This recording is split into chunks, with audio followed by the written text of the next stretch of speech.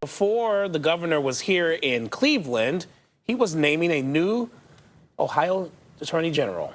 Safety Director Andy Wilson is going to take the spot. The appointment takes effect next month when Dave Yost officially steps down. Yost is leaving that position early to join a Christian conservative law firm.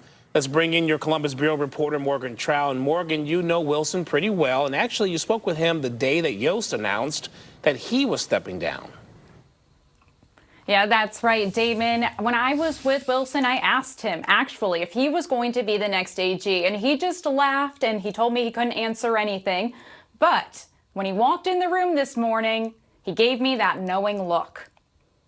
The people who deserve an attorney general who fights crime, who seeks justice, and again, who wakes up every morning with the focus of keeping them safe. Ohio's about to get a new top cop. He has carried out everything I've ever asked him to do. Ohio Governor Mike DeWine appointed Public Safety Director Andy Wilson to become Attorney General, replacing Dave Yost, who's leaving for a job in the private sector. Responsibility of leadership and what it means to do your duty. First group that duty is to the Ohioans that we serve. Wilson is a longtime ally of DeWine's and has worked as an attorney for decades. He was Clark County prosecutor, but joined DeWine's criminal justice policy team to help reduce violent crime, better train law enforcement, and improve school safety. While DeWine and Yost disagreed on many topics, especially social issues, Wilson and the governor are more aligned. Do you think that will help some of your priorities moving forward? Andy Wilson is clearly, in my mind, the right person. When I asked how he would address the Trump administration's priorities, Wilson said that he would always uphold the law, no matter the political issue. He says he'll start speaking with the AG's team as soon as possible, especially on the future of cases like the retrial of former First Energy executives that ended in a hung jury in March. I got to sit down with the trial team. Let's talk about it. It's a mistrial.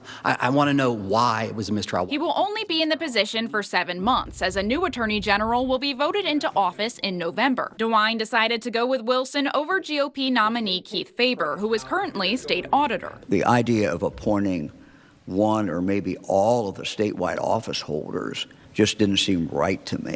If Faber had gotten Yost's job, a chain reaction of appointments could have taken place. Faber's seat would have opened for Secretary of State Frank LaRose, who is running for auditor. LaRose's seat would then open for current treasurer Robert Sprague. We're only 6 months away from the election.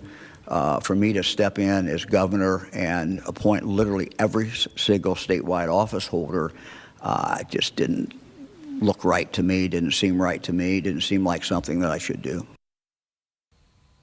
Now, Yost has congratulated his replacement, wishing him luck continuing the work that he's done for 7 years. At the Columbus Bureau, I'm Morgan Trow reporting.